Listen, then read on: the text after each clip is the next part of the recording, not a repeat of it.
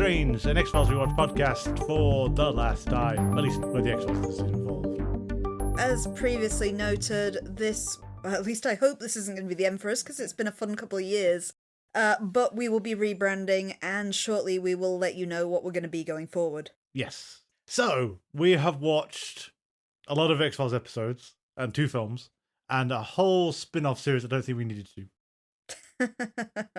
But we did. We did watch it. We didn't watch Millennium, but Millennium only seems to be very tangentially involved. So I guess we should possibly start by talking about our feelings on the whole? Yeah, and I ran into something interesting this week because I've been rewatching a YouTuber called Grimbid Diaries. He does a lot of older, more obscure games, or things that basically are perceived as bad games. It's things he's weirdly a fan of. Like Phantasmagoria 2? Well, yes, both Phantasmagorias he's done. Okay. He's very appreciative of both of those. But one thing that keeps cropping up in his videos is he's a tremendous fan of Twin Peaks and the X-Files. Okay. But he made a comment on one of these things that there's one thing of why Twin Peaks fascinates him so much, or media inspired by Twin Peaks, is Twin Peaks got the 2 original series and then a film. And then 25 years later, 26 years later, it got a revival series. Yep. And Twin Peaks is actually quite succinct, ultimately. And then it's contrasted to the X-Files, where you get 9 seasons, 2 films, a revival season, 2 video games, 2 spin-off series, a whole series of novels and comics. It's like, one of these things got the deluxe treatment and one of them didn't, and that's why Twin Peaks holds a slightly more... I don't know, it feels rarer and more precious, almost. I guess it's possibly appeal to the wider market, though, because ultimately, while they have a similar vibe, Twin Peaks is very surreal. Yes. And that will turn a lot of people off. Yes. Whereas the X-Files is more accessible to everyone, I think. Yeah, although it's kind of weird that Twin Peaks was like the big thing to watch on TV at one point. It's like, this was what everyone was watching. But it does get... I'd also argue the first season of Twin Peaks is less surreal. It gets weirder. It gets a lot weirder. It falls off as it gets stranger, and you can tell the point where David Lynch left and other people in charge, and it gets a bit tiresome after a while. Mm. But sorry, back to the X-Files, because, it's the X-Files has had all the shots in the world. Yeah. It's been interesting revisiting it all, and especially with a more critical eye. It's hard not to get away from... It has all its peaks and valleys. And probably one of the only reasons it lasted so long was the conspiracy, even though that's one of the least enjoyable parts of it. One of the things that presumably gave the X-Files longevity, as opposed to other things like The Outer Limits and Twilight Zone, which, successful in their own right, never got to this size, and especially Twin Peaks, is the conspiracy angle. Mm. And it's hard not to keep contrasting back to Twin Peaks, because Twin Peaks had the who killed Laura Palmer, and then things fell apart when they were forced to say who did it. Yeah. And the conspiracy, though, was actually quite a good idea, because you could just keep pushing it. The problem is that has a time limit on it, and they ran out of road. I suppose the Laura Palmer argument's quite a good one, because although that was premature, I'd say, and necessitated by the production team. Yeah. You could say the same thing about the conspiracy, is the longer you draw it out, people are saying, all right, yeah, but what's the solution? And interest starts to wane because you don't seem to be giving answers. Exactly, and they had to tiptoe around that, and for the first 5 seasons, I think they had the balance right, where they would give you just enough each time to say, okay, but you never got all of it. Yeah.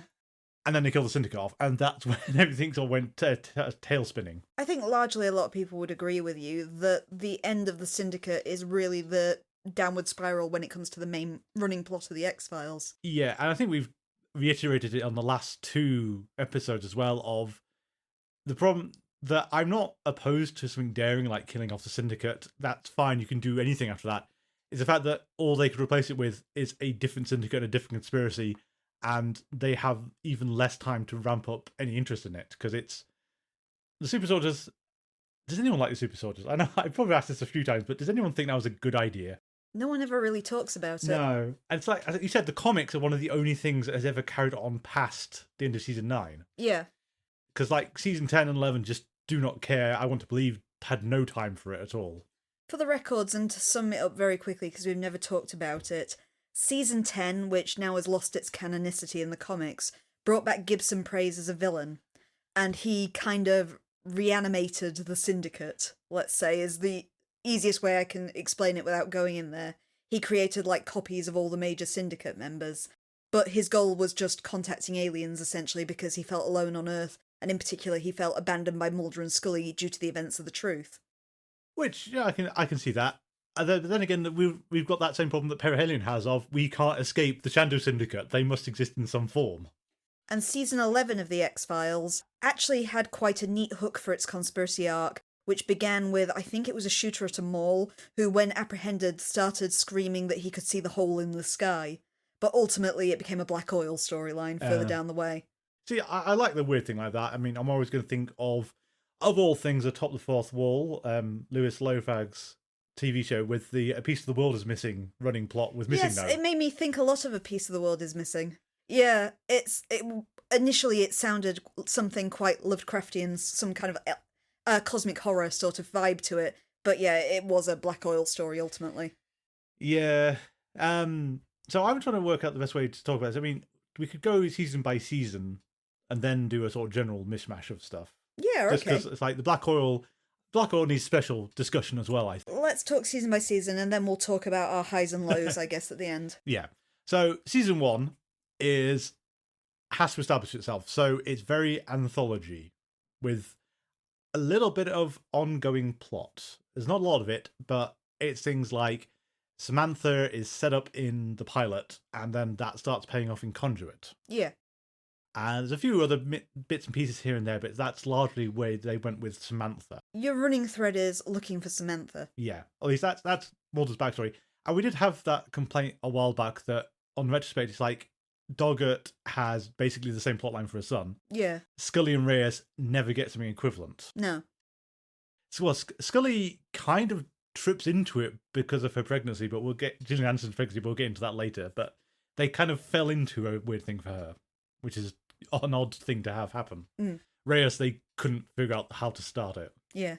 That's the ongoing plot, and then you have the bookends of Cancer Man, who is just a government agent. And it's always easy to overlook that he's in Young at Heart, Salamander Hand guy.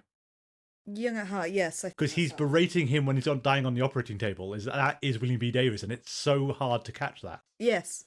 And that's such a weird quirk compared to how things go later. That, yeah, he was actually not meant to have much providence. And I think the fans have warped that. I think ditto, the lone gunman only appear very briefly once, I think, in season 1. Is it EBE? It is EBE, like that? yeah, it's only one time. Because you forget that on rewatch, that the lone gunmen were created for one episode, and that was meant to be their whole bit. Yeah. They were never meant to come back again. And we have the start of the X-Files tendency of every episode does do its setup and payoff and everything else, but always leaves a hook at the end to possibly be picked up later. And season 1 also has the first time they ever do that. Or you can argue it's twice, because you've got the pilot in Erlenmeyer Flask, but more it's Squeeze and Tombs. One of the rare instances where there is a continuation. Yeah, and it's hard not to get away from the fact that Squeeze and Tombs are almost certainly the best episodes in that first season. Yeah. Some of the best, then. I'll get to my favourite You'll episodes get to later. favourite. Yeah. But they're sort of both... Squeeze set the framework for what a good Monster of the Week episode is. Yes. I wouldn't argue it's the best Monster of the Week episode. No, that's fair. But it is the first one where we see X-Files doing horror rather than sci-fi. Yes, and I seem to remember at the time there was a quote from someone that, given the first 2 episodes are basically aliens and UFO stuff, Squeeze is like that first episode of Buffy that doesn't involve vampires. It's actually everything's fair game. Yeah. There's no limits on how we can take this now. And of course, when it first aired, Squeeze was the episode that scared people. Yes. Oh, actually, because you had no idea what was going on and what you were looking at. How Tombs was working. And, like, I still remember watching Squeeze the first time. And it's when they apprehend him. It's a case of, that can't possibly be him. And it's the gradual realization of, oh, no, this is the guy. But how? Yeah. It often, if you Google people's listings of the scariest X-Files episode, it's normally near the top. People remember being scared by Eugene Victor Toombs. I think there's few that actually could actually be in the scary realm. There's not Unruhe. much. Unruhe is a different kind of horror, though, isn't it? I think Unruhe is terrifying. It is, but it's not. That's kind of medical horror in a different way, though, isn't it? I guess it is in a way. Whereas Squeeze is very visceral. You're not. The whole point of Squeeze, though, is you're not safe whatever barricade you put around yourself, he can get you. Yeah. You are not safe, ever. And literally you see him targeting all manner of people within Yeah. the episode. He's not just got one specific target. No, he's a serial killer with basically an undetectable pattern. It's more an animal. Yeah. Because you see from his viewpoint the fact that he hones in on certain people. There's no rhyme or reason to it. It's like hunter's instinct. Yes. I suppose, but the other things that season 1 is you can see things they intended to use that didn't pay off. Like Blevin. Yes. And how quickly Blevins is abandoned entirely. And instead we get Skin Man. Yeah, but he's like in tombs. He's like right at the end before he comes in. And Blevins only shows up one time after that. Yeah. It's like, oh yeah, Blevins. He was big, wasn't he? I think as well, season 1 also had the... I know it's one of the things that gets very tiresome very quickly, but it's the clash between what Mulder should be doing and what he wants to do. Yeah. He keeps getting pulled onto other things in season 1, or asked to advise on things in season 1, and that kind of tails off quite a lot. Like Salamander Hand again. Yeah, and what was the one? Was that Salman Hanna where he wrote the profile and the guy stole it, or was that a different one? No, Or that... was his friend stole it? Ghost in the Machine? I thought it was what to say Ghost in the Machine, but I couldn't think if it was Ghost I in the think Machine. it's Ghost in the Machine. It's the guy who comes to ask Mulder for help when previously he's nicked Mulder's work or something like that. It's the guy who's killed halfway through Ghost in the Machine. Ah, okay. It was in the episode where he does it, though, when he stole it. Yeah, he does. Salamander Hand's the one where it's the guy he previously put away when he was violent Yes, crimes. yeah, that's true.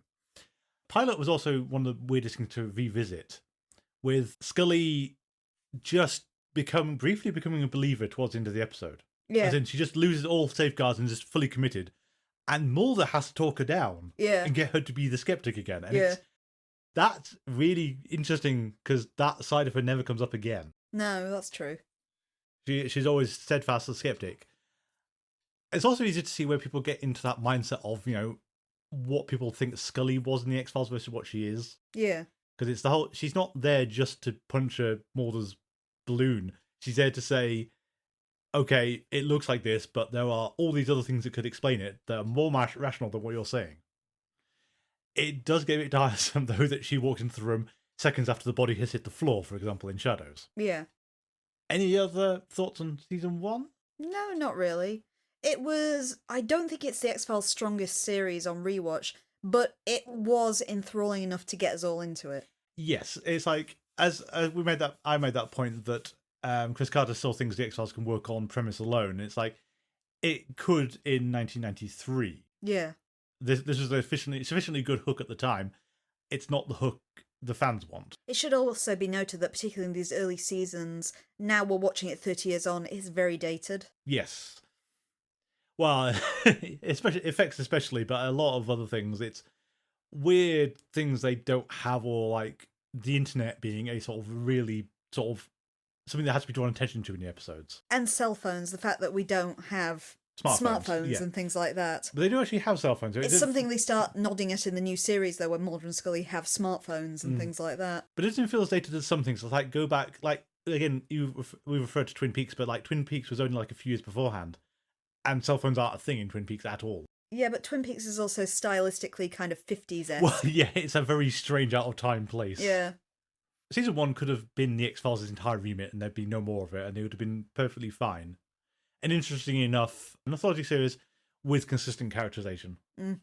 Season 2 is arguably one of the most important seasons, and we've made that point before that someone pointed out that Humbug is probably one of the most fundamentally vital episodes the series ever produced. Because it showed the X-Files can make fun of itself. Yeah, and it's hard not to overlook how much of a shock it was, because I remember watching Humbug the first time and not having any idea of what was coming, and the setup of that episode feels like a Monster of the Week, just basically a horror episode. Yeah.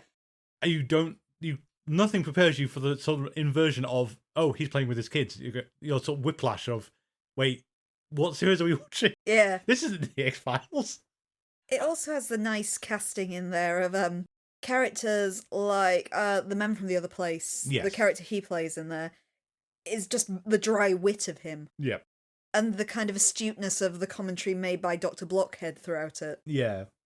All the sort of the first digs at Mulder of, yeah, he may be the series' star, but he has flaws that people Yeah. are glossing over a bit too easily. Probably the big thing about season 2, though, is what we alluded to before of Gillian Anderson, through her personal life, forces Scully to have more involvement in the plot and the plot arcs, and also have something going forward. Yes. And I think it's good. I mean, I like the fact that she does have this aspect to herself, because she was really lacking it. At the same time, it's kind of like the future problem with Reyes of, since it was never ingratiated into her character, it's not something that works terribly organic. They have to force it into episodes, basically. They're not constructed around her having this thing. It's kind of an incidental point along the way. I disagree with that. Okay. I think it works very well for Scully, especially because not only does her experience force her to question what she believes to be real, but it leaves a strong ambiguity, as we mentioned at the time when we did the Ascension trilogy. Oh no. The fact that it's always, up to a point, very ambiguous whether it's aliens or the government. That's true.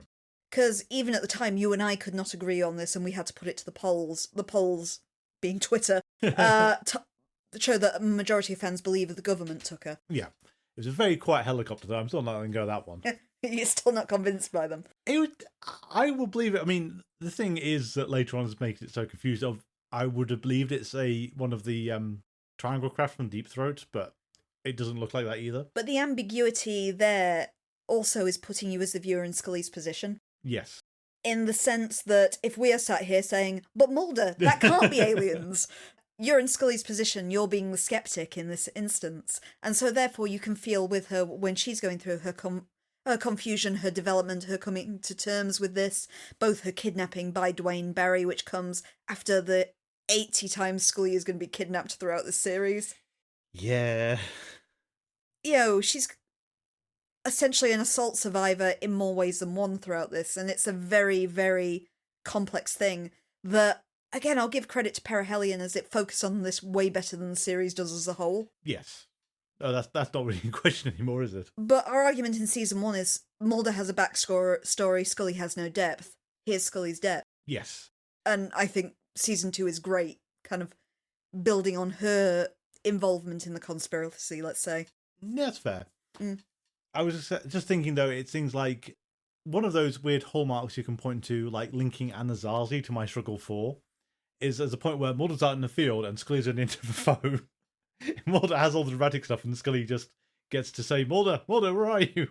But you have that a lot early on because Scully is Watson. Yes, It is Mulder is out there chasing things while Scully is in the lab doing the doctory stuff that Mulder can't do. It's very true. And then Anasazi is basically the Reichenbach Falls. True. I wonder how if they realised that at the time. I imagine possibly not. It's substantially different because, the Reichenbach Falls is the supposed death of both Sherlock Holmes and his nemesis.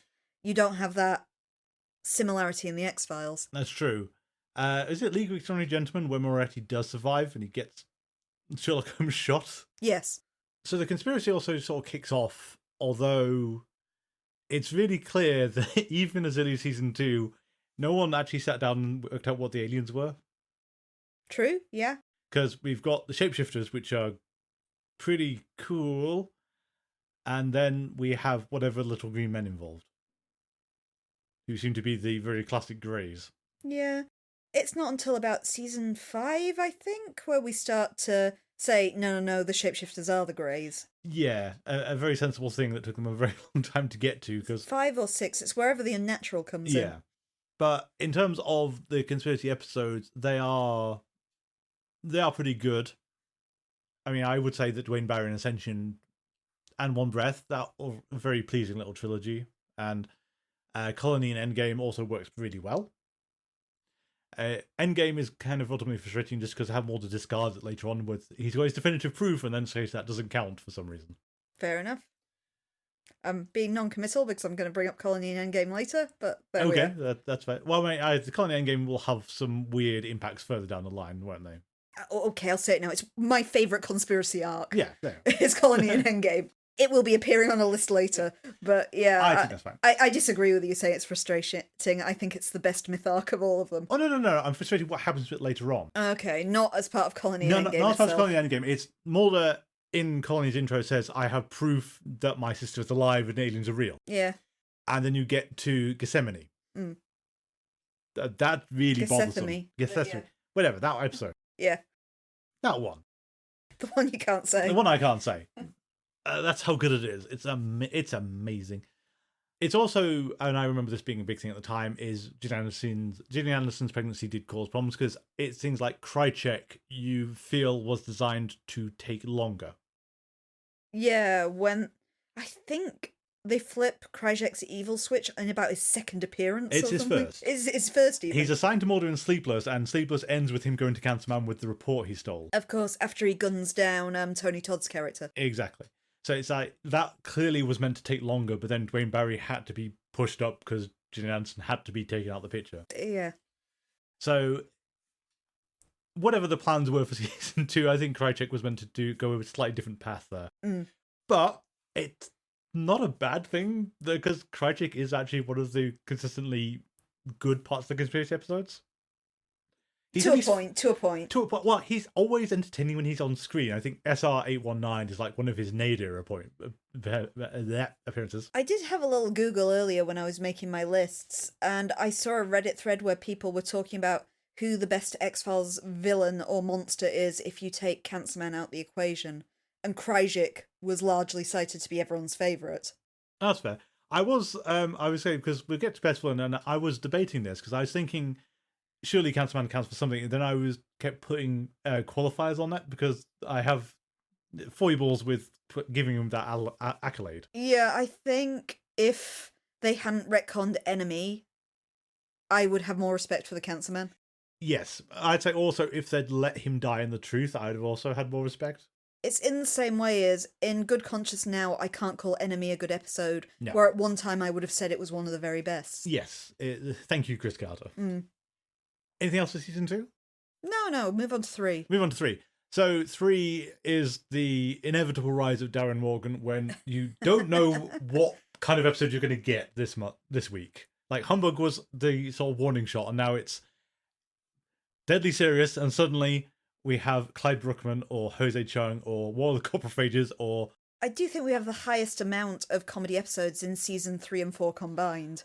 And the best of the consistently good ones, because later they become a bit iffy with how they turn out.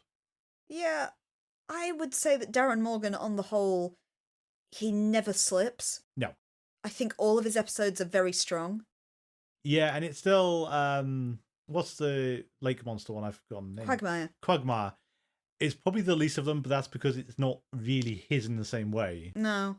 I think he just did some script editing on it or something, didn't he? Well, you can tell he had to do some editing because Queequeg is in it. Because no one else, like Daggoo, no one wants to do anything with Queequeg.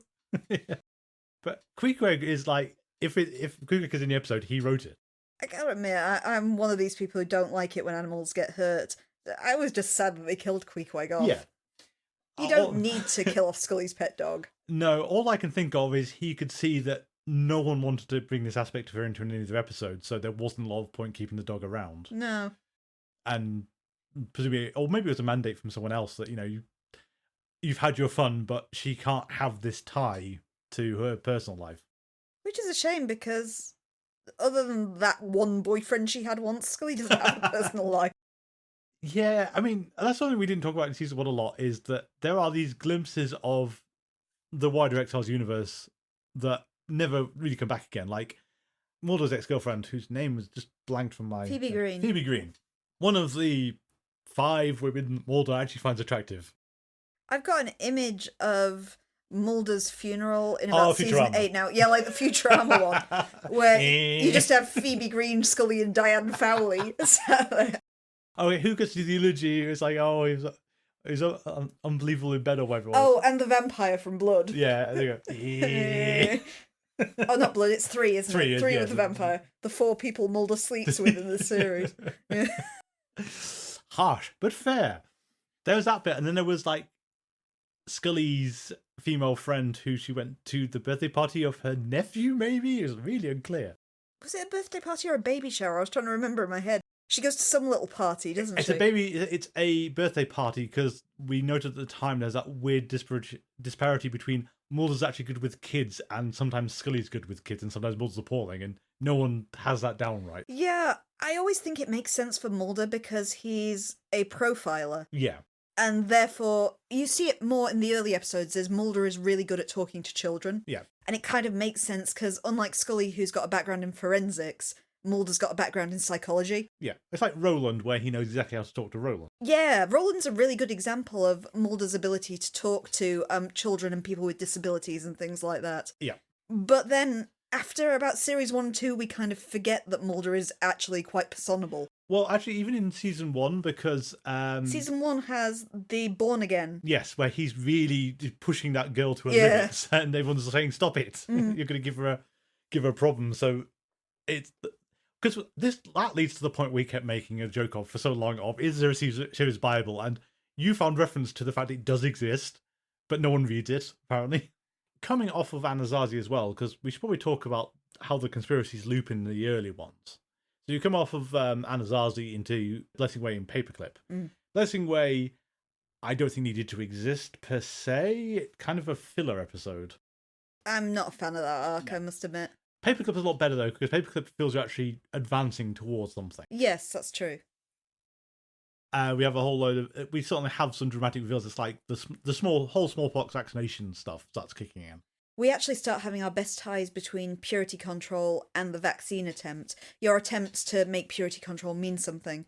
Though we did note at the time our problems with the kind of terminology used and the fact if it's a control, it's not a vaccine. Vaccines don't work the way the X-Files show the vaccine's working. No. But, you know, within the universe's science and sense, we do have connections starting to form, which, as you said, helps with people following a conspiracy as it is throwing you a grain, essentially. Yeah, it's enough to propel you forward, even then they had that frustrating thing where Erlenmeyer Flask ends with, so everything on Earth has 4 DNA base pairs. This thing has 2 more that we don't know. Yes. Which has to be alien. Yes. And then you get to Red Museum and they find another vial of purity control, and Scully says, oh, no, that was wrong. It wasn't that at all. It's like, you cannot do this to us. The whole point was you lost all the evidence in the Erlenmeyer Flask. Yeah. That was fine. The fact you've given a new vial and says, oh, it doesn't show what you said at the time, that's frustrating. They killed someone over this, Scully. As far as we can tell, anyway. Season 3 also brings in the black oil, which I personally also find is a tremendous, creepy, weird, and very alien idea for an alien species. I'm never really disturbed that much by aliens, I must confess. But when I was a kid, one of the images that stuck with me is the one from, I think it's The Red and the Black, where the kid... Yeah, because it's when Marita's in the telephone booth. Yes. And the kid has the black oil pouring from his eyes outside. It's a creepy image. Every time you see the black oil, it's something really scary and really unique that I don't really see anything like it in sci-fi, other than that. No, I've never seen anything quite like it. You get possessive forces and you get parasites, but you don't get something that works like that and has such weird attributes to it. Yeah. I will say the black oil plot does eventually lose its way, but these early black oil episodes are actually scary. Yes. Piperoo has all the sort of the sci-fi horror things I'm looking for. Is like, you know, crashed craft on the ocean floor, you brought something back up from the deep sea you shouldn't have done. It's now broken loose and is now doing whatever it wants to do. It's very much the Quatermass one, like where they bring back the thing that they bring back from space. Yeah. You know, like the like Venom's origin story in Spider-Man, that sort of idea. And it's really terrible. The first thing I thought of was Species 2, the Quatermass experiment ripoff. It's never dawned on me before, but Species 2 is a Quatermass experiment ripoff, isn't it? Oh, when it came out, everyone was like saying, "This is Quatermass experiment. This has been done so many times now." Yeah, but with boobs. Well, I can't help that part. But yeah, I like Piper Maru. Absolutely fantastic horror stuff. It's always frustrated me a bit that the black oil got nerfed after Piper Maru. You mean when we're beyond the stage where it can just essentially atom blast people in front of it? Because that also without destroying its host as well. Yes, because that was one of the scary aspects of it, is you do not want to go near it because it can just kill you. It can possess you, but it can also just kill you if you're within its line of sight, essentially. Yeah. It's also worth noting that Apocrypha, being the second part of it, still has that lingering plot arc that never got resolved of how Krychek got out of that silo. Given he says what happens later on, and then someone says he came to us, so we never find out how he got out of that silo. I think it's the comic infers that he never did. That doesn't surprise me, and that he's been a replacement or something. Yes, I can't remember exactly how it works, but it definitely is addressed in the season 10 comic somewhere. Okay. That's interesting, at least. But I still found really disturbing the scene of him just choking up the black oil onto a spaceship, and then him being locked in this silo in the middle of nowhere with an alien craft, presumably occupied by the black oil now. It's also part of the unfeelingness of the aliens there you have, is they've used Krychek as a host to get to where they want to be, and they don't care for their host. Yes. I also like the lack of omnipotence they're presented to having in that one. Yes. Because it gets hold of Krychek and then goes to Cigarette Smoker Man and says, where is it? Yeah. It cannot find its craft on its own. It needs someone to tell it where it is. Yeah. I know, it works. It's all really effective. And there's enough stuff there where you know that Krychek's possessed by the black oil, but to all intents and purposes, this is just a man asking questions. Yeah. It's doing a really high, complicated sci-fi concept in a really mundane way that works. Yeah. Playing into all the strengths you've got of TV limitations. So yeah, I think that those two episodes I really, really liked. Okay. So season 3 ends with Talitha Kumi, the episode we sort of kept saying, well, we're going to bring up Miracle Man when we get to this episode because you've inadvertently linked this one-off episode about faith healing and possible second coming of Christ to the alien conspiracy. Yeah. And there's not enough to detach the two of them. Yeah. I get the impression that Talitha Kumi was written by someone who didn't realise they were going to have to follow through. What do you mean? I mean, you've basically put into the episode the unavoidable implication that Jesus was an alien. In a way, you kind of had that back in Miracle Man, and I will keep my hill to die on is the guy from Miracle Man isn't a shapeshifter. Yeah, but that was Miracle Man wasn't meant to have that connection, but then Talitha Kumi then enforces it, and they don't really want to dwell on the implications of this. Yeah. Because it never comes up again. Yeah, no, that's true. True and fair. Heron Volk has one of the weirder leading things about Samantha, given that we've had her clone shopping colony, and then we have the child form in Heron Volk, and as an inferred, she not only was sacrificed by her father to the project, they did something specific with her for these kind of worky things. And that aspect also just falls off after this episode, I think, because I'm going to guess the actress started aging out, but they just stopped doing it. True, yeah. I would argue that season 4 has some of the best, if not the best, Monster of the Week episodes of the entire series. You get the likes of Unruhe, which you've already said is one of your most scary episodes. Yep, you get Musings of a Cigarette Smoking Man, which is controversial. And ditto The Field Where I Died, which is also controversial. You know, the episodes that fans love or hate. Yeah. Well, I like one of those. You get Paper Hearts. Yes. You get Leonard Betts. I know that one. Again, the ever-controversial Small Potatoes. Yeah. You get Synchrony. That's a decent one. Synchrony's pretty good. So, yeah, you know, it does have a whole run of fairly strong Monster of the Week episodes. It does. I mean, it's also got Unrequited, but you can't win them all. Well, I'd also say it has Field Where I Died, which is just a frustrating episode, I felt. It's controversial, I'd say. It's like Musings. I rate Musings really high. Yeah. I know a lot of fans hate it. And ditto Field Where I Died. I don't like the episode myself, but it's got a huge fan base. It does. I'll go to bat for Musings of Cigarette Smoking Man, because not only does it have these nice moments of actual humour in it, it's also, everything about it is signed that this is potentially his backstory. At the same time, this is the plot of his book. Yeah. And also, this is how he sees himself going through life, as opposed to how he actually is. There are loads of different ways of reading that episode. Yes, it's a clever episode. And I like that a lot. And I also like the, tying it back to Forrest Gump with the Life is Like a Box of Chocolates, which we've discovered is a complete misquote. It is. He never says life is like a box of chocolates. That's true. What was the actual quote? It's close, but it's Life not. is a box of chocolates. Life is a box of chocolates. where a cigarette smoker man does in fact use the wrong quote. Because of course he does. A cheap perfunctory gift that no one ever asked for or ever really wanted. Quite so. Hmm. So yeah, I like that a lot, and I understand why people like Field Where I Died, but it's like the whole things of soulmate stuff doesn't do it for me because I don't like that kind of attitude. I'm gonna say I've just quickly looked them up on IMDb, and I don't put any stock in IMDb ratings whatsoever. The Field Where I Died has 6.6 out of 10. Okay. Musings has 9. I would say that's probably fair. I don't think Field Where I Died is a bad episode. I don't like the implications of what it says about the characters. You mean Mulder's previous life as a Confederate? For example, and also like linking Cancerman explicitly to Nazi Germany. It's like something Triangle would do as well. It's like, you don't have to go that far. He can be a horrible person anyway. Yeah.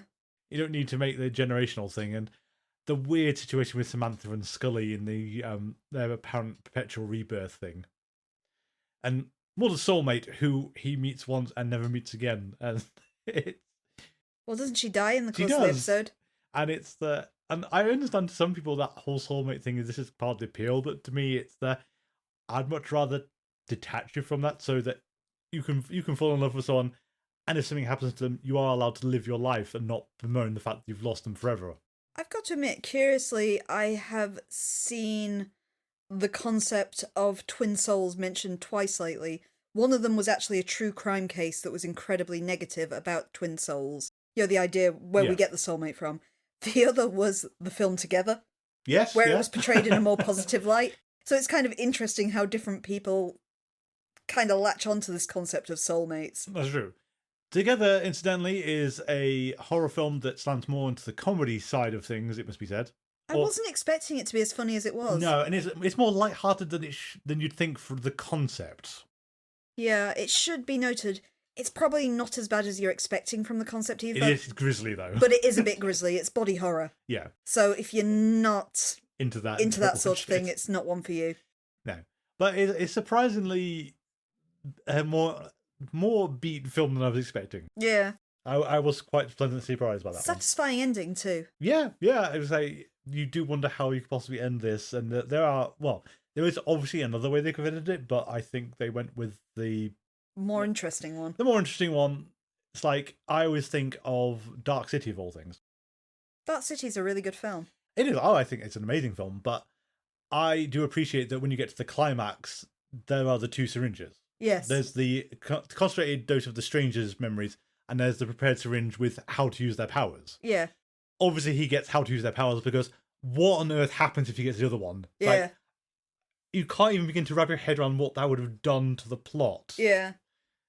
He has to sort of win out in the end, and sort of, everything has to go that way. But I understand how you can have that come to that juncture and say, we've got to take this route. It kept me guessing. I couldn't have guessed which way it was going to go until the very end. Yes. But yeah, recommended. Yeah. Anyway. Season 4. Anything else for season 4? No, not really. It's a very strong season. But I think I remember it more for the Monster of the Week elements than its actual plot. I was going to say, because this one presumably ends with Gethsemane, doesn't it? Yes, it does. Gethsemane, an episode...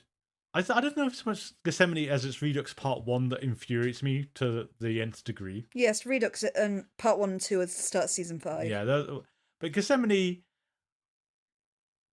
It was... I don't know. It's interesting enough to sort of have more to find an alien body and the depths the conspiracy go to. I just find everyone sort of got really, really strange and stupid very quickly in that three-parter. Yeah. So season 5, where you came in, but then you started with Travelers. I started with Detour. Oh, Detour, that was it. And technically, we start with Redux Part 1, which is one of the conspiracy arcs where I sort of really started losing patience with it. Yeah. And it's just that I understand that you want to reset Mulder to build him back up again in terms of his beliefs. It's just, I don't feel, as an audience member, I can buy that I've misunderstood the previous 4 seasons. Yeah. That there are no aliens. It's all been government fronting stuff. Like, the black oil was too weird to have been the government thing. Mulder loses his faith every Tuesday. Well, I know, but that was the strange thing going forwards. Mm. Because I think it would have been okay if it was this one-off. I think it's the fact they keep going back to this well is frustrating. But he previously lost it in Little Green Men. I suppose so. This isn't our first Mulder loses his faith rodeo. True.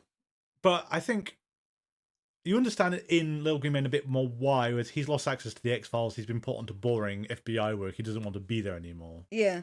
And also, we said at the time, Little Green Men works great as a pilot episode if this is your introduction to the X-Files. Yeah. Redux 1 and 2 do not. No, true. And we get the starts of the real Scully's cancer plot all kicks into high gear, and we get... I think the most frustrating thing for a lot of long-term X-Files fans as well was Pilot and Erlenmeyer Flask have Cancer Man walking into the big evidence room. Redux, Mulder walks into that room. And this is something that you've been waiting for ever since the X-Files started. He doesn't look at anything. No. He gets that chip out of the box and runs out the building. Yeah. And it's like, no! Everything was in there. This is the warehouse at the end of Raiders of the Lost Ark. Turn your head to the left and the Ark of the Covenant's there. Exactly. It's like, that's the joke in Crystal Skulls. Yeah. It's like, we don't know what was even in that warehouse, and probably you'd be hard-pressed to find something looking through the boxes, but this was meant to be the end of the series when he got in here or something. This is meant to be the climax of this. These are the answers. Yeah. And no, we've just got a cure for Scully's cancer, which you need to do, yes.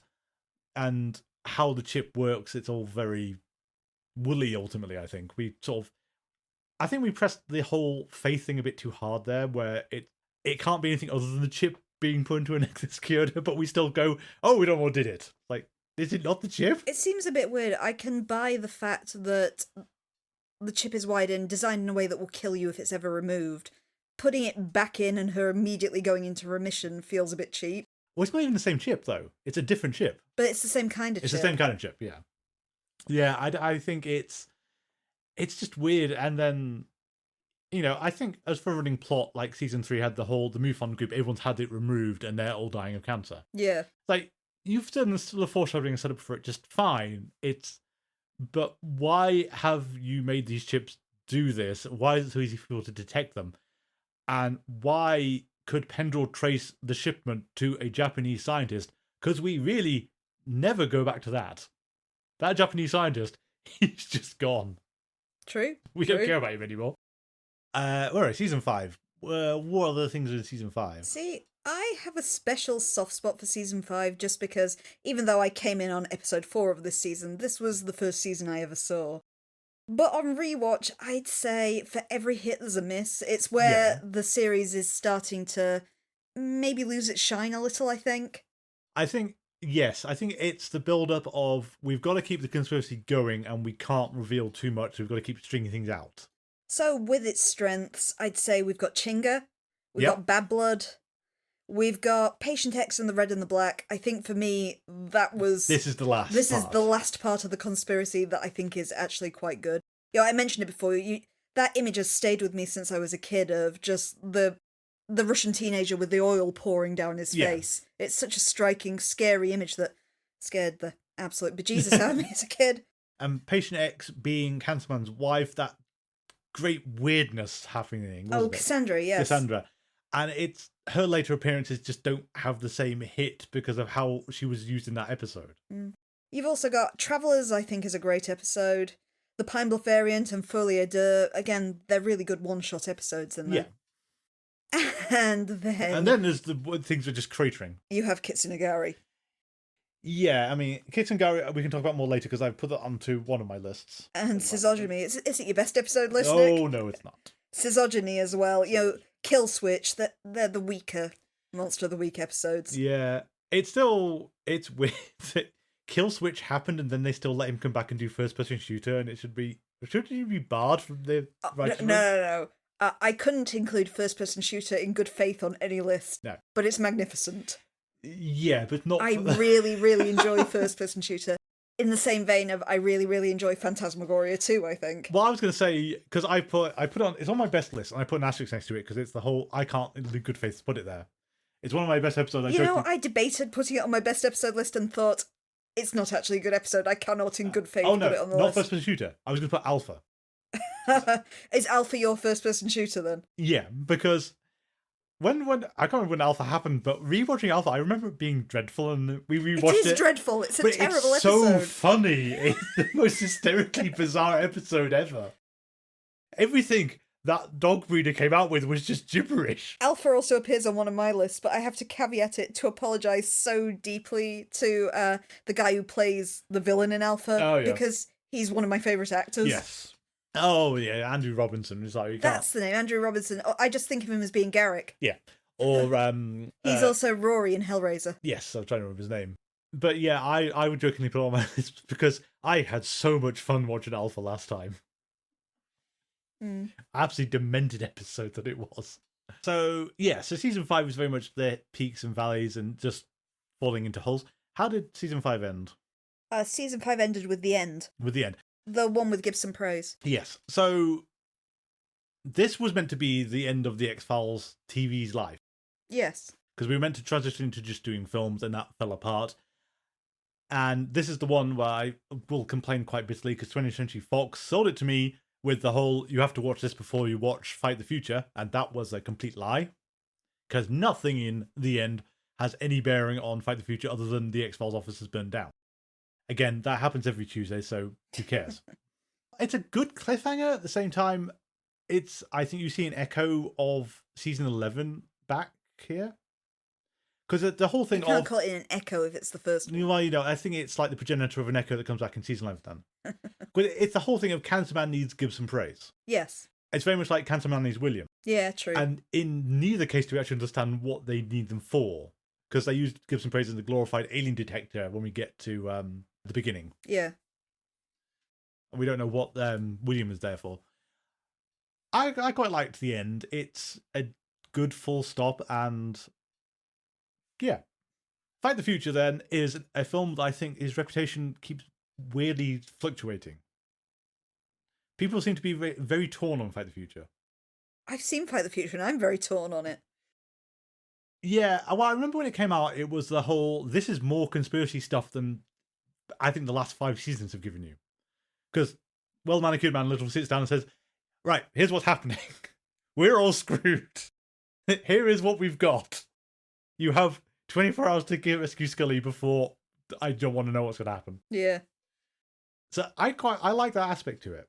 At the same time, it's, I don't know, it at least feels like a big budget episode. Yeah, true. There's and we can even that opening with the bomb scare is bigger scale than anything that we could do on a normal X-Files episode. Yeah, and then it leads into that frustrating quirk the X-Files does, I think, starts from here and just keeps happening, of people refusing to ask the relevant question. Yeah. It's like, you're screaming at the screen, no, please take into account X, and everyone just glosses over it.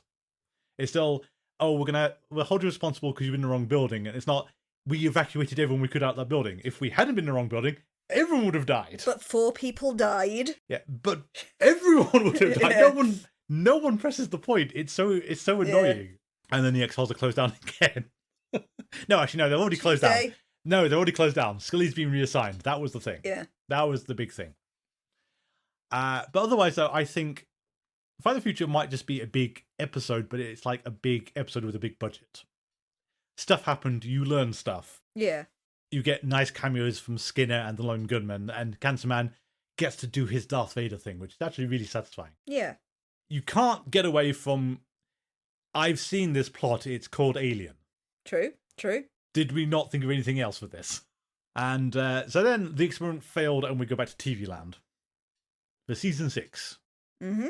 Which is, it feels like, do you remember when Frasier got fired in Frasier? Yeah. Season 6 starts like that. It's that we want to put our characters into a situation we've never seen them in before, where they don't have the X-Files. It's like, we're going to put Frasier out of work, and a lot of people very quickly said, the part of the fun of Frasier was watching him interact with the people at KACL. Yeah. Be, rich and pompous and upper class and having to cope with that. We don't want to see Mulder Scully do grunt work at the FBI. And this is one of the points I think we disagree with a lot of people, where people really like Triangle. And I don't rate it. No, I don't like Triangle either. Again, I am still scrolling IMDb, 8.5 for Triangle, so yeah, it's largely popular. held to be a popular episode. And the episode, and then there's obviously the episode where I'm really torn on parts of it because I want to like Dreamland 1 and 2 a lot more than I did. I think I made this point back when we reviewed it of if it was a single episode, if we made it a bit more concise, yes, I would really like Dreamland. I just think it's not enough to carry 2 episodes. No, it's too dragged out. And I also don't like Maurice Fletcher's reveal about the Lone Gunman's information. I know, you really bear a grudge on that. Well, it's.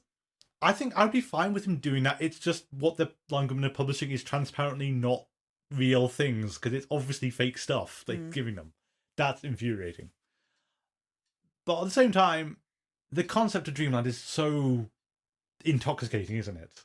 It's just the Men in Black have to have downtime. They have to have families. They have to go home somewhere. What's that like? And the stark contrast between their weird, shady government stuff and forgetting to get the milk for the family. That's great. It just should have been shorter. The duck soup thing was good.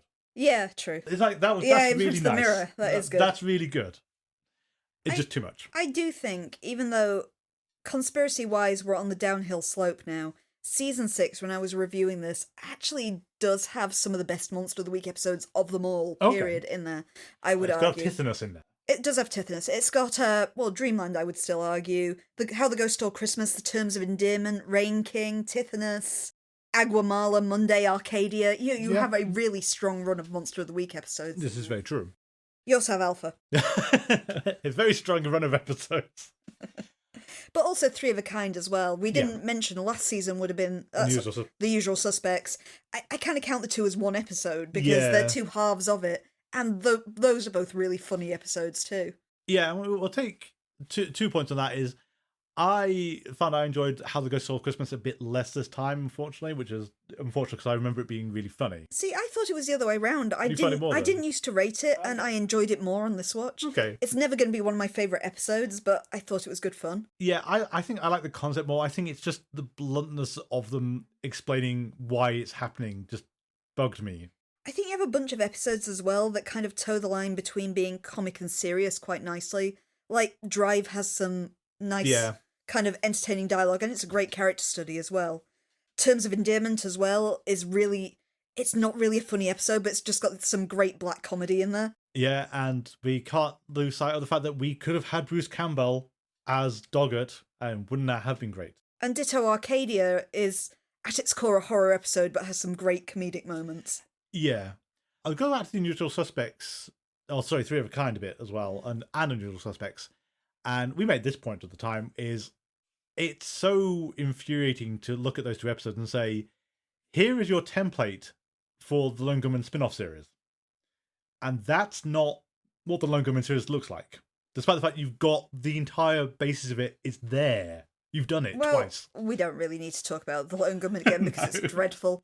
But I think that was just the fear of suddenly someone at Fox thought, but wait, 3 nerds can't carry a series, we have to put a hot guy in there.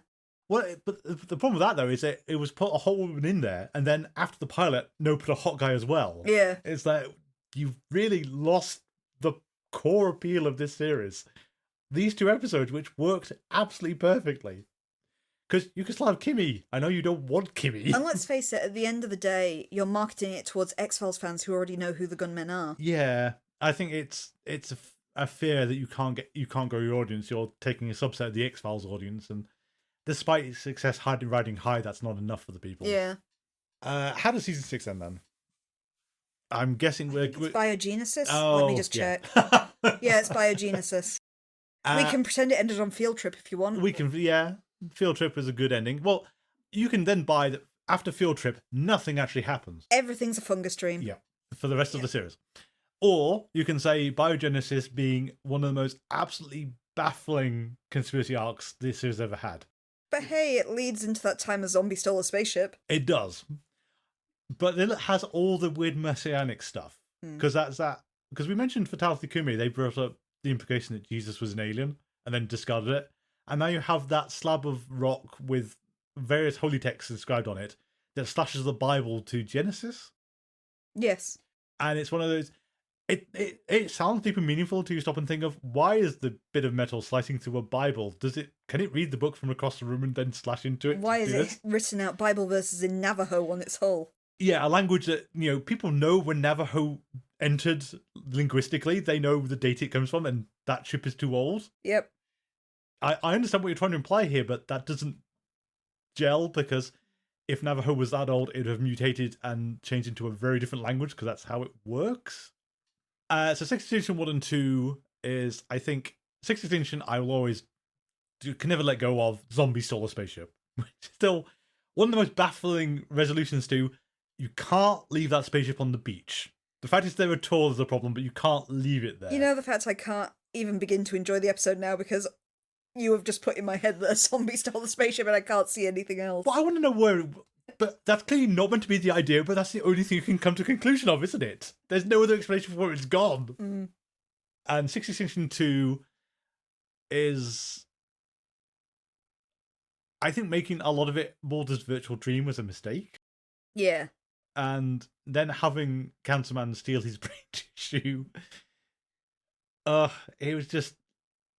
The conspiracy arc had long run out its possibilities. And we even glossed over when the Syndicate died, because that was 6 or was that 7? God knows, I can't remember what episode it was now. No, I can't either. I want to say it was in 6. I feel 7's too late. It must 7 be 6, is yeah. nearly all Monster of the Week Yeah. episodes. Yes, because we sort of said we're going to just do a run, and we get some nice ones, because the Swedes in here. Yeah, in fact, when we get to my favourites list, I actually have quite a few of my favourites in Season 7, but I think, again, it's peaks and troughs is for every hungry you get an Orizon. Yes, and Orizon will bear mentioning a bit later. But I think there's like the Goldberg variation, which I like, the Amazing Melini, which is almost there. It's frustratingly not great, but it's fun. Again, I'd probably say they're not my favourite episodes, but both X-Cops and Teeth are both perfectly good episodes too. I enjoy X-Cops a lot. I think it's also one of those, how do we do this on an incredibly low budget? We're going to have to push everything off screen.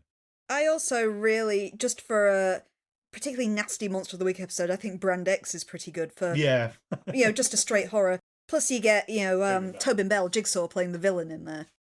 Yep. Always got the gravelly voice. Yeah. So clearly Season 7 must end with... Requiem. I'd completely forgotten the name. Which... That's Billy Miles again, isn't it? It is Billy Miles again. It was kind of nice to see their bookend, because I remember people made a big thing of that when it came out, of you got Billy Miles back and you've gone back to Oregon. The X-Files has finally come full circle. Yeah. That's quite an This could be where we end. And it kind of feels like, it just occurred to me that Mulder has very much that saying, F around and find out. Like, yeah, you walked into the energy field, Mulder. You've been abducted. Yeah. You brought that one entirely on yourself. Of course, there's an explanation for that because of the brain weirdness due to the shard from 6th Extinction. It's odd and frustrating that Skinner becomes a believer at this point, and that dries up so fast. Yeah. Because I think that makes it a few episodes... I think Skinner always remains being a believer, but he not suddenly vocal. Stops being vocal a few episodes after this. Because in Within and Without, he's their staunch ally. Yeah. And it just slowly slips away again. It goes off so fast. We just lose all of it. And of course, Season 8, Within and Without, is our introduction to John Doggett, our Mulder replacement. Yes. And at the same time, you also then look at the series overall and say, I thought Duchovny left. Because he's in this season an awful lot. Yeah, more than you'd think. A lot more than you'd think. That was one of the more peculiar things. Doggett, of course, so that's meant to be the shake-up of the show, so you switch the positions around, although all Scully does is become a bit more accepting of out there ideas, while Doggett is staunchly critical. And that feels insane after you can just about excuse Within and Without with the shapeshifting thing, where he didn't see it directly, but none of the reports he gets make any sense based on what people are saying they saw. I've got to admit, John Doggett, at the time, was largely not accepted by fans, and myself included, when I first watched it. Because I didn't want to see a series without Mulder, basically. Yeah. Mulder is the X-Files. Yeah. But on rewatching it, I have the deepest of respects for John Doggett. I actually, he's become one of my favourite characters in the series. I like the portrayal. I like the fact he doesn't believe in any of this, but he believes in Scully. Yes. And he normally goes on the basis of, hey, if you're telling me this, come on then, let's figure this out. And I kind of like that difference between him and Scully. I was my slight hitch to that is the Batman episode. How does he not believe in his stuff after the Bat? Or Roadrunner. Or Roadrunners. He's seen so much of this stuff firsthand. But you know, some of the other weird stuff, like the Ghost Child in Invocation or something like that. And Salvage. He sees too much of Salvage to write that off. But yeah, I can see it's the testing of Doggett. It's kind of interesting. And you know, he's a strong character. He's different. He's more military. He's different to anything we've had before. You know, being a former policeman. That's true. And I do like the fact he took the initiative to just read all the X-Files immediately on joining up, which is still a staggering achievement. Well, it's also the fact he knows Scully hates him. Yeah. Just for the basis of he's replacing Mulder. And he's doing his absolute best. You know, I've been put in this job. I don't believe in any of this stuff, but I take my job very seriously. Yep. Actually, we'll speak about Reyes shortly, I'm sure, but Reyes was a disappointment. Doggett is a really strong character. Yes. Well, let's skip to the end of the season because Reyes comes in and immediately she seems interesting enough that you think, oh, okay. And then when they end the season with her she becomes more and more involved as we get to the end of the season. Yeah. And then it ends with her and Doggett saying we're going to open an investigation to Kirsch. And it's like that, okay, she's been great for these last 3 episodes. The smoking thing cannot have been a setup. I refuse to believe they had that in mind. I don't know why she smokes though. It's really odd detail. I think it's to put you on your back foot. I suppose because so. You're expecting her to be a baddie and she's on the level. Yeah, I suppose that's how you keep the tension in whichever episode Scully's birth. Existence, yeah. It's either... Well, it's Essence and Existence of the last 2-parter. I suppose it's to keep you on edge during that part where you're not entirely sure if you can trust her the entire time. Yeah. And I will forever like my interpretation of that episode, that everyone came here to witness something, and that was all they wanted, not the strange one of, we came here to see the future of the super soldiers. Well, that sucks. We're going home. It's like, no! Yeah, the super soldier plot, as we've alluded to, I don't rate it. No, and it's like, kudos for involving Billy Miles again at the same time. Because I think everyone forgets that the super soldiers, as far as we can tell, was a wholly alien-designed plan, and then suddenly you've got people taking credit for it. Yeah, but it's also kind of weird that we sort of did a super soldier idea previously with the hybrids. That's true. But these are like our new hybrids, which are totally different to our old hybrids, and it's... Well, they can't shapeshift, so, you know, they're not as good in that way. Well, and they have metal skeletons and other weird bits, and also, you don't have to be born one of these hybrids, you can be turned into one, and it's we're just trying to revamp the hybrids to make them scary, essentially. Yes, and then their hilarious weakness, which kind of renders them kind of pointless. Ah, yes, magnetite, that thing that exists in most things. Yes. We did not think this one through. Including the human body, what'd you know? But yeah, I think season 8 is stronger than you'd expected it to be just because it's the awkward... It's the George Lazenby of the X-Files. I'd call it the Timothy Dalton. Let's be fair. I suppose so. Timothy Dalton got 2 films out of it. Yeah. Lazenby only got 1. But the whole point, though, Lazenby was the demonstration that you could recast him. Yes. Because they immediately then reverted back to Sean Connery and then went to Roger Moore. It's the showing you can do this. Yeah. To be fair, you could have made the argument that was what Krycek was meant to do back in Sleepless. True, yeah. But we didn't have to go with that. Season 9, I think the wheels had come off. The wheels had come off. And part of that we know is because Gillian Anderson said, I don't want to be in this. And then everything was constructed without her, and then she wanted to be back in. And that's why it takes like 10 episodes for Scully to actually feel relevant to anything. Yeah. There are a couple of gems in there, but on the whole, it's much more miss than it is hit. Yeah. And it's... You never want to say it, but it's mostly the fact that it's Reyes is the big problem with the season. I think on watching it again, the fact that Reyes never really has... It's not that she doesn't have much to do, it's the fact that there's not much to her. She has no personal stakes. Yeah, because essentially she's just our stand-in because Gillian Anderson took too long to decide she wanted to be in it. And it's like Improbable. I love Improbable. Absolutely fantastic. I don't understand how she wasn't fired over Improbable. No. But it's like her lack of personal stakes, the fact that she's just doing the Mulder thing, but then you've got Doggett and Scully at the same time doing variations on that. And her through line with Fulmer just doesn't amount to much. No. And because Fulmer eventually turns out to be part of Doggett's plot line, and it's like, but he's bound up with Reyes. It's meant to be about him and Reyes. Isn't he Reyes' ex or something like that? Yeah, and then it turns out that he's involved with the mob informant who killed Doggett's son. And it's like, wait. I feel we wasted Carrie Elways, who is a great actor, on Fulmer. We didn't know what we were doing with Fulmer either. I mean, I think, didn't we find out that they learned they either weren't being renewed or they'd chosen not to renew it like partway through? It's like 3/4 of the way through they knew they weren't getting any more. Which is why we suddenly do away with Fulmer in Release. Yeah, and then wrap up Doggett's plotline, even though that had been strung out. And had some weird ones like the child abducting one. Invocation, which is really creepy. At the same time, how did Doggett come out of that one and say, oh yeah, no supernatural thing? It's like, no. No, I think that's a weird one because it's like Shadows is for Scully. It's the one where he's searching to try and find a way to make sense of something that has no explanation whatsoever. Yeah. And we know the kid's here, we've blood tested him, now where's he gone? Yes. And also, but not only we blood tested him, we've discovered that he is in exactly the same state as when he disappeared. Yeah. It's like something that is basically impossible. It has the same cavities and everything else. Yeah, it's like that's too weird. And the fact that no one can turn him up afterwards, but you found his corpse. Yeah, it is actually a surprisingly decent late-stage Monster of the Week episode on that one, because it's very creepy. It is very creepy. As all things must come, though, we come to the end of the season, and... The truth. Well, before the truth, I'm going to talk about William, because I still feel... Your favourite subject. Well, I'm still certain that the episode William was meant to take him out. He wasn't meant to be relevant to anything going forward. This was... Well, you made him mortal, essentially. Yeah. And it's so bemusing to me that he'll come back again.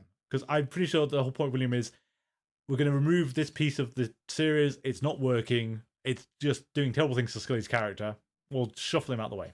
I just realised the William arc, and just because I finished playing Kingdom Hearts on the PlayStation, is Disney's Hercules. Where they give him a potion that removes all his godly powers, and he gets them back. Yeah, absolutely. That's terrible. Yeah. Yes, so after that we get to the truth, which is, I'm sure we made the joke at the time, it's the finale of Seinfeld. Yes, the trial. You can't get past that, in fact they've both series end the same way, and both of them are viewed as disappointments. I think Seinfeld is slightly more entertaining, given that's basically a highlight reel of some of the funniest moments. And it's nice to see the cameos. At the same time, it's a really strange ending for the series, and the truth, that ghost thing goes nowhere. Yeah, true. I wish we got weird things with Krychek helping him. Mulder seeing the Force ghosts, yeah. Yeah, it's like that does never come back. So then we have to skip forward a few years, and we get to I Want to Believe, which... The X-Files are still closed, it should be noted. They've just been called in on a advisory basis. Yeah, it's the whole, you've dealt with psychics before, what about this one? And it should have been more fun than it was. I think it's that baffling decision to make the subject matter that heavy-handed. Because you could have done a straight-out scary horror film, you could have done a comedy horror film, you could have just get Vince Gilligan and Darren Morgan to do something. I don't care what. Well, even that picture they leaked to make it look like it was going to be a werewolf story. Exactly. We could have had a decent werewolf episode. But paedophile priest psychically finds body parts of Russian organ harvesters who are doing head transplants. Chris, what are you doing? To save one really, really rich guy who's dying of cancer. Who only is dying of cancer because he was, and also though he was injured at the start of the film when he was there trying to cut the other woman's head off. It's like, what the hell is going on? Oh, you can kind of understand why it took him a while to get the X-Files back up and running again. Yeah, I didn't consider the movies when I made my worst list, but yeah, you've made a good point there, I feel. It feels like, but I mean, it's the thing we could come back to of Chris Carter doesn't want to end anything, doesn't want to conclude anything. He just wants to keep things perpetually going.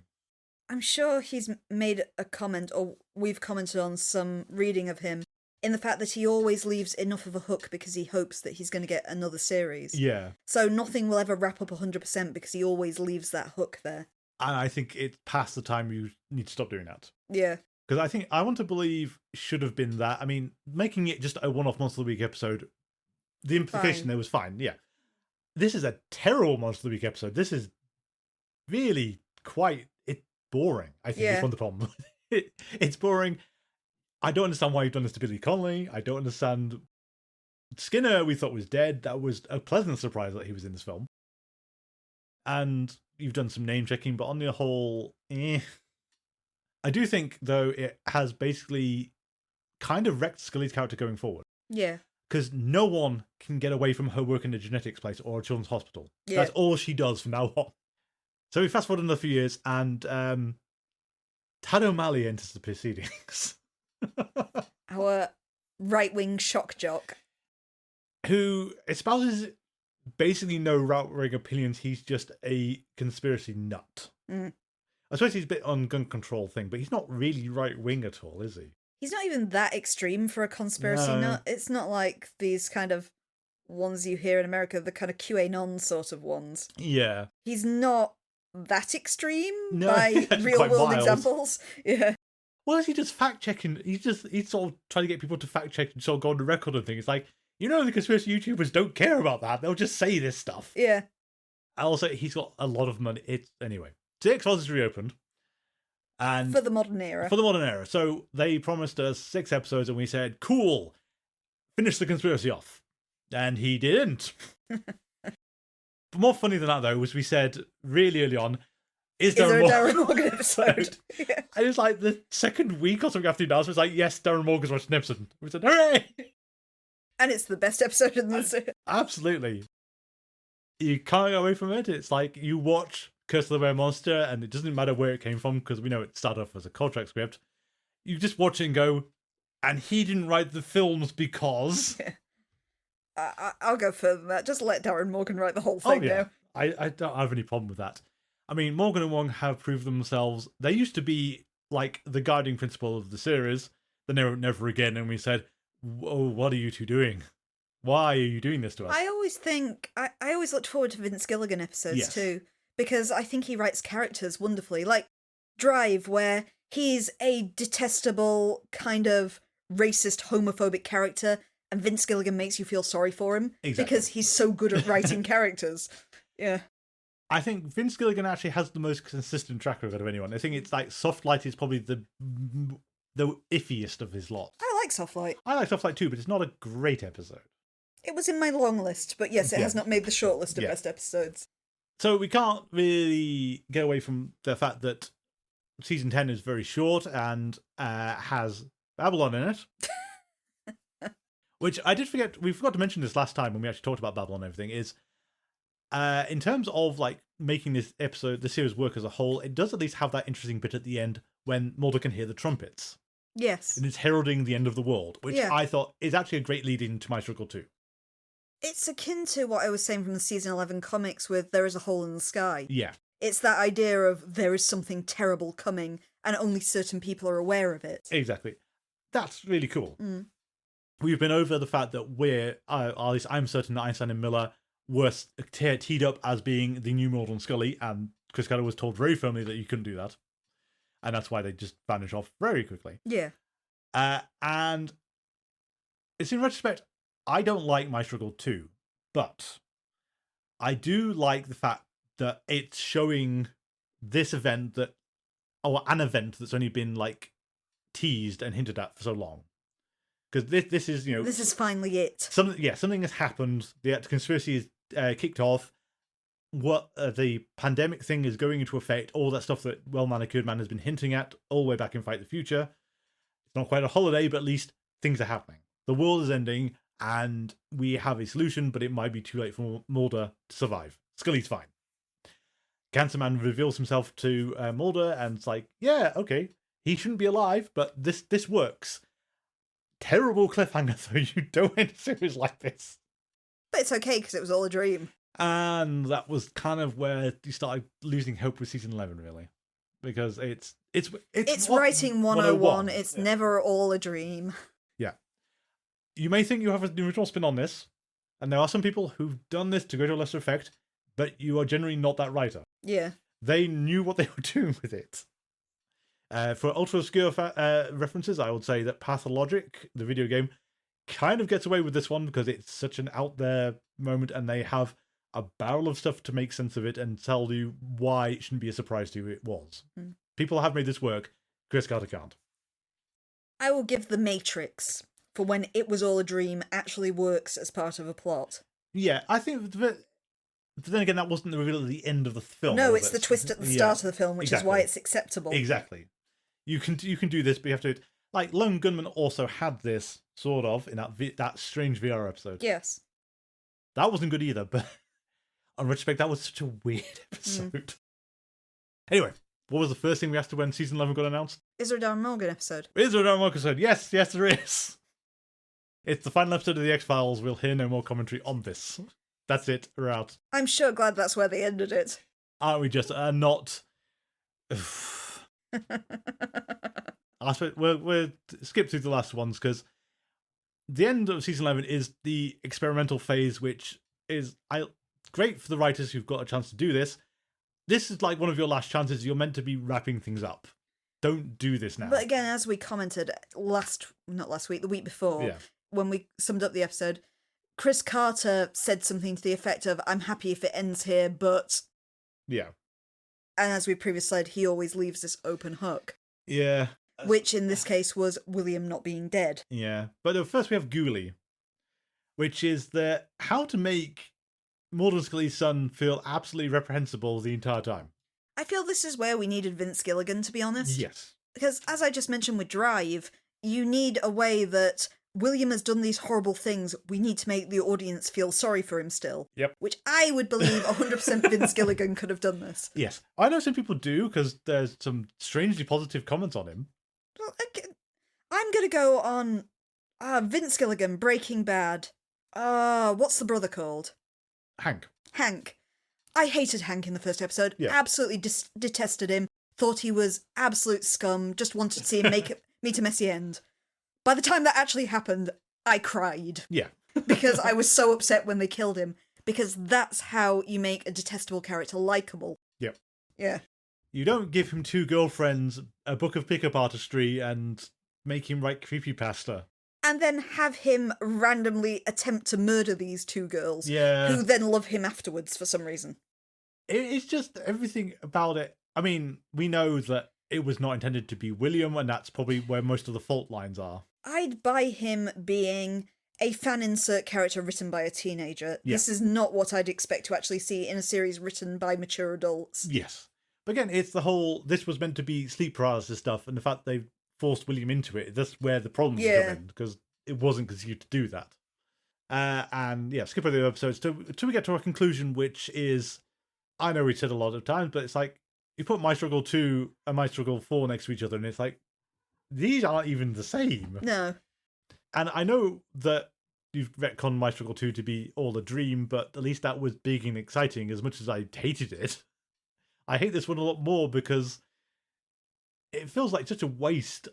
But it's also, though, Chris Carter apparently half-heartedly wrapping things up. Because you've killed Cancer Man, you've killed Reyes, you've intended to kill Skinner, but we know that doesn't stick. You've given William the ability to go away and pretend he's dead. You've killed off every lingering member of the Syndicate. And Scully's pregnant. Hooray! Oh, and the X-Files is closed again, but why do we even care anymore? It's Tuesday. It's Tuesday. And presumably we were talking on Perihelion, which is not the continuation of this series I would have ever expected. In a million years. If, as you said, Ghoulie feels like a fan insert character, this feels like a fan extrapolation. Yes. Well, we know it was. We know it's a fan, yeah, we know. It's officially licensed, but it was written by an X-Files fanfic writer. Yeah, but you still think that it's one of these ones where, does someone not want to go back to and say, I like some of your story outline, but I don't want the X-Men part? Or you're not allowed to go back and say that? Again, you're not being very subjective there. I'm not, that's true. It's divided fans, though, from what I can tell on the internet is... No, it's twofold. Some people feel the same way you do. Some people really, really love it. So, again, you can't speak for everyone. I can't. Yeah, that's fair. But that's where we are. It's been a roller coaster. Mm-hmm. Some of it's good, some of it's bad. I don't regret doing this, though. It's That's been good. very interesting to revisit the whole thing over the last couple of years. Yes, and also pay more attention to it than we had been. Yeah. Because it used to be just something put on in the background of, oh, yeah. We'd put it on in the background, but we also had our, fan cut, where we cut out the episodes that we remembered not liking. And I think doing this, I've realised there are more good episodes than we had on that fan cut list. Yes, well, I'd say the biggest surprise to me really was Home.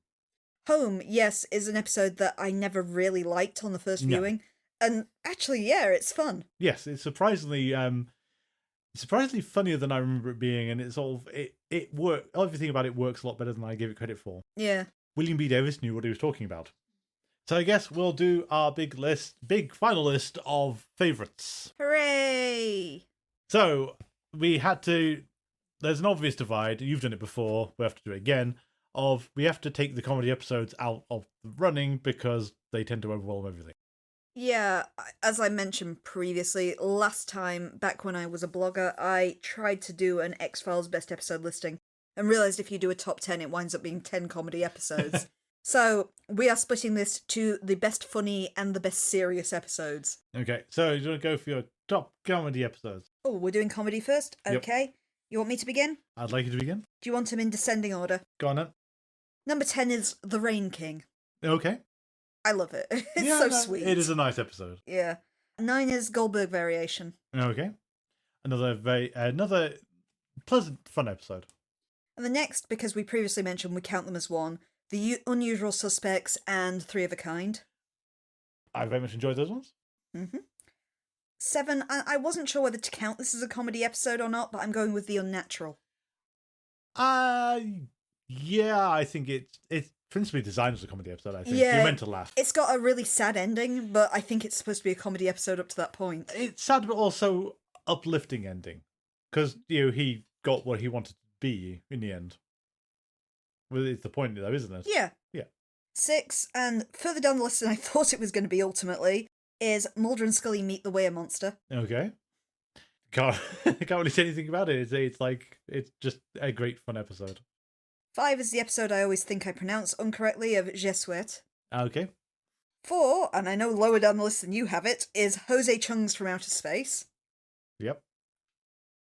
3, because as you previously said, there would be no other comedy episodes without it, is Humbug. Yep. It's very important.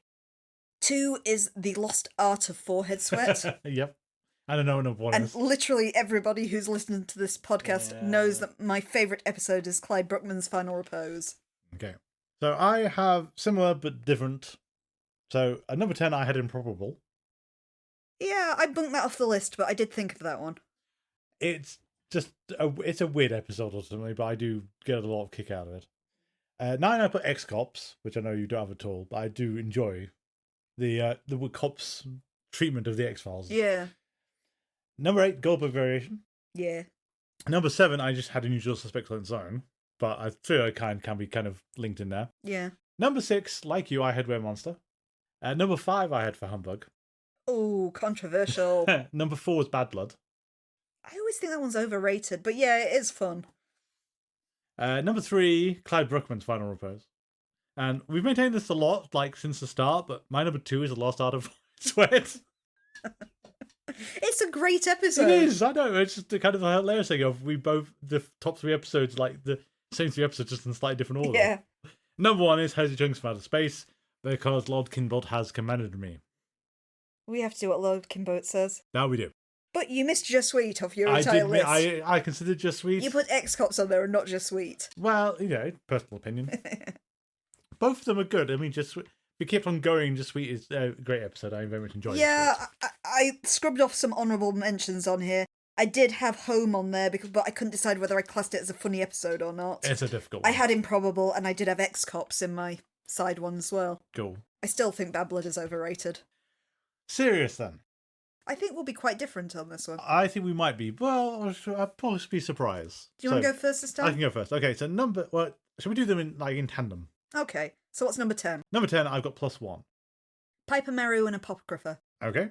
Which one's +1? +1 is the Hangman episode, Oh, that is good, which I yeah. really like that one. Yeah. Number 9, I have Sunshine Days. Unruhe. The scariest episode of them all. Yeah. Number 8, I put Musings of a Cigarette Smoking Man. Folie deux. Number 7, Paper Hearts. Hungry. Yeah, and my only complaint about Paper Hearts is still where it's located in the season's order. Should have been earlier. It's fair. I just like Hungry. I think it's one of the best Monster of the Week episodes of them all. Your a fondness of and Hungry has been noted. I just put Piper Maru on its own at number 6. Paper Hearts. Just 'cause I think Apocrypha has some problems, but Piper Maru is pretty good as the setup. Number 5, I put One Breath.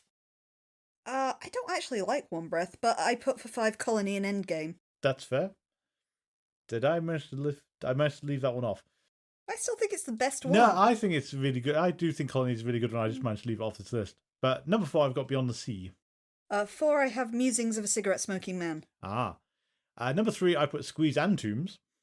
3, I have put... I actually didn't put Squeeze and Tombs anywhere on my list. Well, you said you would. But 3, I have put where I think the X-Files should have finished as Sunshine Days. Yep, I would quite agree. I mean, we've been over that a few times. Number 2, I put Pusher. 2 is Pusher. Yep. And number 1, I think it's the same then, D-Hand to D-Villets. It is not. My favourite episode is Beyond the Sea. Oh, okay. You didn't put D-Hand on there. Deanda is on my long list. Oh. But I think Beyond the Sea is by far, not to mention the best guest star performance of the entire series. That's fair. But it's so strong and it's so important to Scully's arc. That's true. So worst, this is probably going to be an interesting cacophony. Are we doing them in tandem again? We're doing tandem again. So at number 10, Kits and Gary. I am going to be controversial with my number 10. It's Small Potatoes. See, I detest it. Yeah, no. Well, I actually had Small Potatoes and Postmodern Prometheus on here and scratched them out because it's one of those.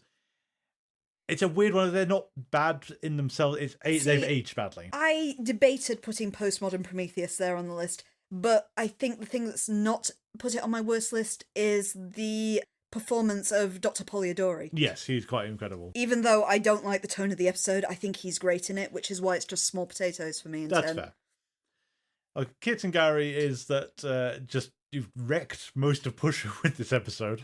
Yeah, I debated putting Kits and Gary on the list, but I have another one for a similar reason further up. Is it Orison, which I got for number 9? It is Orison. It's not my number 9. It's quite far up the list. But my number 9 is Syzygy. Yeah. Syzygy, just what on earth was going on? I hate it. Yeah. I just don't like the episode, and I don't get why it's so popular. Sorry, people who actually like the episode. That's fine. And Orison, because you've just wrecked Donnie Faster. Well done. And turned him into a demon. It's like, I know there's that bit at the start of the episode, but I don't think that was meant to be literal. Number 8, forgotten about this one, but Badler, because that's an absolutely baffling episode. Have you got it higher? I've got it higher. Yep, my 8 is Fight Club. I didn't even... I forgot Fight Club. Oh my god. How did you forget? There were so many other ones on here. Yeah, Badler is just... I don't understand that episode. And Fight Club is... Kathy Giffen is not a good enough guest star for this to work. No. Such a frustrating episode. Number 7, and it's a personal gripe more than anything else, is Jump the Shark. I am so sorry, Garrick. My number 7 is Alpha. It's not good, but it's entertainingly bad at least. I feel like I've betrayed Garrick. Well, a little bit. Number 6, Babylon. 6 is The Truth for me. Did I have The Truth? I actually left The Truth off, but yeah, The Truth is pretty appalling. Number 5, I put Nothing Lasts Forever. Partly because I'd forgotten it existed, and partly because, no, rewatching it did not help. That's a good call, to be fair, but 5 is Badler for me. That's fair. The Badler just flummoxes me how that episode happened. Number 4, This, because that's infuriating. Oh, should have used this on the list. I forgot that one. It's weirdly popular. Yeah, I put Horizon at that point. That's fair. But I think Kitsunagari is a good shout as well for the same reason. Oh, yeah. Number 3, I would say Ghoulie, because this kind of was like a herald of things going very wrong. I couldn't leave off the list the episode that made me quit watching The X-Files the first time round. Number 3 is Demonicus. Oh, of course, yeah. That's a good one.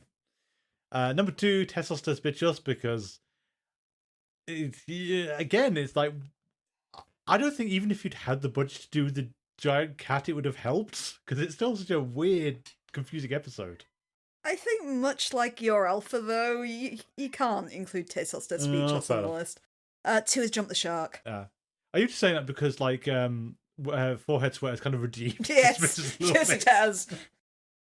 Number 1, and I think you kind of alluded to you were doing this, is just my struggle. All of it. All four parts of it. Just all 4 parts of my struggle are there on number 1 for me too. It's each one of them has a different catastrophe in it. And it's sort of just, how do you consistently fail to write this well? Yeah. There are a lot of contenders for the worst episode, though, as well. I wanted to fit Sanguinarium on the list somewhere, but I couldn't think of anywhere to put it. This is a good call for you. This makes me angry. There are a lot of bad episodes. I think El Mundo Gira has a lot of haters as well. I quite like El Mundo Gira.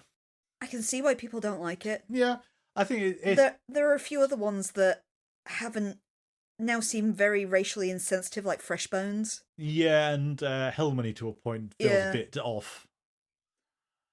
But yeah, there's there were. Well, actually, to be fair as well, my long list for the best episode, I had 19 originally, and I had to trim it down to the 10.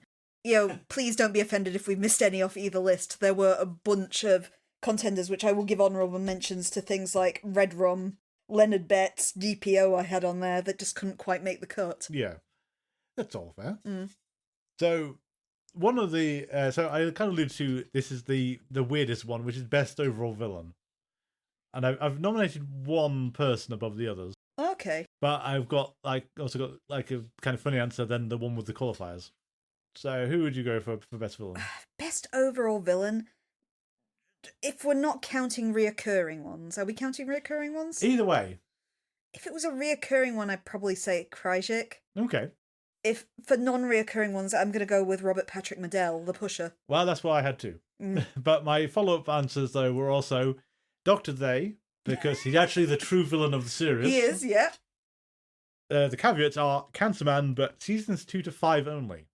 Okay, yeah. That's his heyday. Yeah, I can't in good faith say Cancer Man because retcon of Enemy has absolutely ruined him.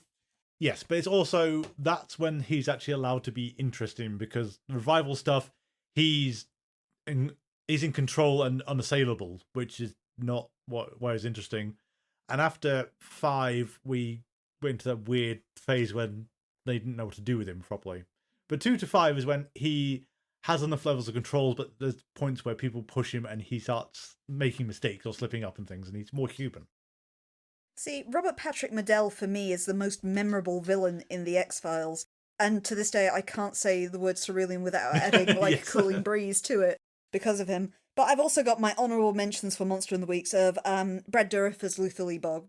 Yep. Donnie Pfaster. Yep. Who was Orizon and Irresistible. Irresistible. Let's just think of Irresistible, though, on there, because he's chilling again. John Lee Roche from Paper Hearts as well is a very, very scary performance. Yep. And, of course, Eugene Victor Toombs. Oh, yeah. Without question. Yeah, so there are a lot of good ones. Then, of course, we've got Alpha. Just dreadful.